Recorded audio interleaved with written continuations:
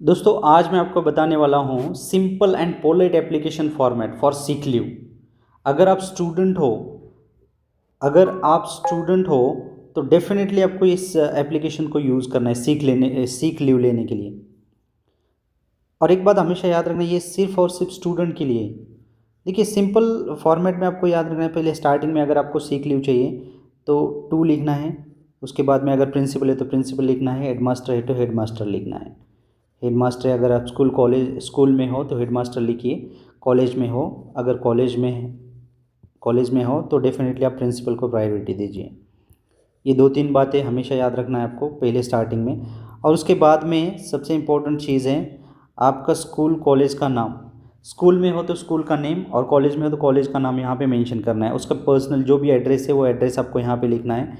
जैसे for example कि मैं एड्रेस लिखूँगा टू द प्रिंसिपल, जैसे कि कॉलेज ऑफ एग्रीकल्चर नागपुर, मैंने ये लिखा। जैसे ही ये एड्रेस है बेसिक, आपको इस पे फोकस करना है। उसके बाद में आपको फोकस करना है यहाँ पे, नीचे डेट नहीं लिखनी है। डेट आपको यहाँ पे लिखना ही नहीं है। डेट आपको यहाँ पे लिखना ही नहीं है, ये आप हम हमेशा अवॉइड करना है ये डेट। और उसके बाद आपको यहाँ पे डेट लिखना है।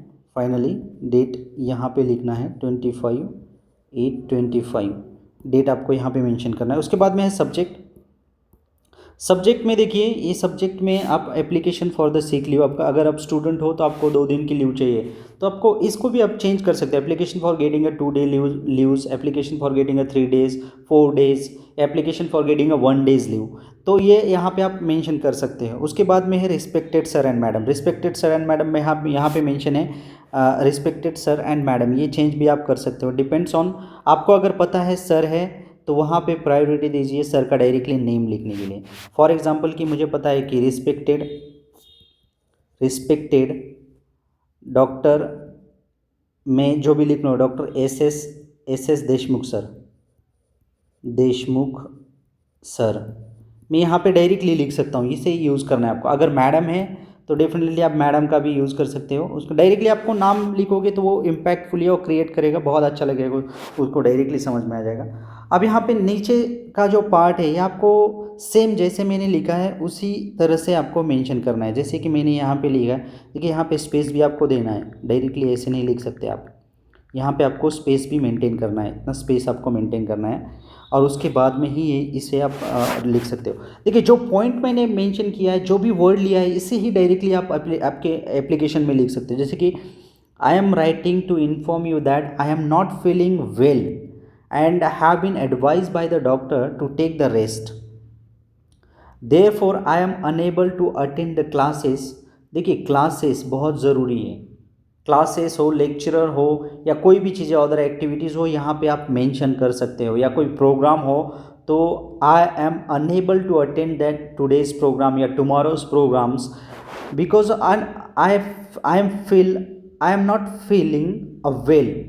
तो ये चीज़ें आप यहाँ पे मेंशन कर सकते हो। और यहाँ पे सबसे इंपॉर्टेंट चीज़ है डेट लिखना, आपको भूलना नहीं। जो भी डेट है ना, फॉर एग्जांपल कि टुमारो से है 25/8/25 जो भी डेट है आप मेंशन करोगे वो डेट आपको यहाँ पे लिखना है। ये डेट आपको पता होनी चाहिए। एंड डेट में जिस दिन में आपको फाइनल करना है वो डेट आपको यहाँ पे मेंशन करना है। तो ये चीज़ें आपको याद रखनी है हमेशा। और उसके बाद में सिंपली नीचे यहाँ पे भी आप पैराग्राफ दे सकते हो। यहाँ पे भी एक सिंपल सा स्पेस दे सकते हो, जो बहुत ही अट्रैक्टिव एप्लीकेशंस को अट्रैक्टिव बनाने के लिए ये चीज़ें काम आती हैं। और उसके बाद में आप ये लिख सकते हो आई काइंडली रिक्वेस्ट। देखिए रिक्वेस्ट करना है, हमेशा याद रखना है, क्योंकि अगर आपको लीव चाहिए तो रिक्वेस्ट करना है। आई kindly request you grant me the seek leave for those day. जो मैंने मेंशन किया यहाँ पे, हमें स्टार्टिंग और एंड डेट में जो हमने मेंशन किया है वो यहाँ पे मेंशन हो रहा है, दोज डे। उसके बाद में दिखा है I assure that I will cover the missed lessons once I recover.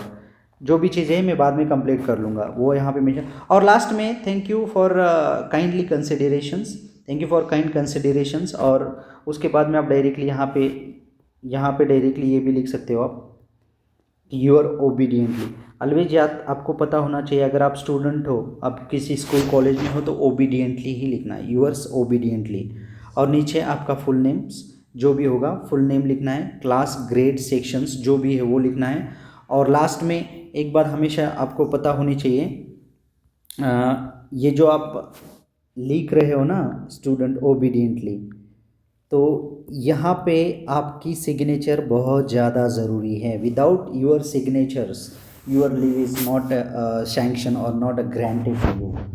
So first of all signature बहुत ज़रूरी है। जैसे यहाँ पे आप सिग्नेचर कर रहे हो ना, और सिग्नेचर ऊपर ही होनी चाहिए ऐसे, और नीचे आपका नेम, नेम बहुत ज़रूरी है। अगर नेम लिखोगे, और एक बात आपको हमेशा याद रखना है, नेम हो गया, उसके बाद में आप क्लास स्टूडेंट हो तो क्लास लिखना बहुत ज़्यादा ज़रूरी है। और लास्ट में आप कॉन्टैक्ट नंबर भी मेंशन कर सकते हो। कॉन्टैक्ट नंबर आपका जो भी कॉन्टैक्ट नंबर है, पर्सनल कॉन्टैक्ट नंबर, वो आपको यहाँ पे मेंशन करना है। ये 2-3 चीज़ें अगर आप करोगे तो डेफिनेटली ये इम्पैक्टफुली क्रिएट होगा। और ये सभी चीज़ें आपको याद होना है। और ये this is a basic format for student. Seek leave चाहिए, अगर आपको सीक लीव चाहिए तो you always use this format. और एक बात लास्ट में आपको याद रखना है, सिर्फ स्टूडेंट के लिए डेट और लिखूंगा। अगर आप इस तरीके से अगर लिखोगे तो डेफिनेटली आपकी लीव बहुत ज़्यादा वैल्यूएबल होगी, और आपको इजीली प्रिंसिपल और आपका हेडमास्टर इजीली आपको लीव दे देगा। तो डेफिनेटली इस फॉर्मेट को आपको यूज़ करना है। और लास्ट में सिग्नेचर करना आपको कभी भी अवॉइड नहीं करना है, सिग्नेचर यहाँ पे करना ही करना है। Signature is a mandatory for each and every applications letter. तो ठीक है दोस्तों, आपको अगर ये इसमें अगर कोई क्वेश्चंस होगा, कोई प्रॉब्लम्स होगा, अगर कोई डाउट है तो डेफिनेटली मुझे कमेंट कीजिए, मैं आपका रिप्लाई करूंगा उसी कमेंट में। और नेक्स्ट वीडियो में उस पर हम डिस्कस भी डिटेल में करेंगे। अगर आप नए हो तो चैनल को सब्सक्राइब कीजिए, कमेंट कीजिए, प्रॉब्लम हो तो कमेंट डेफिनेटली कीजिए। Thank you for listening me.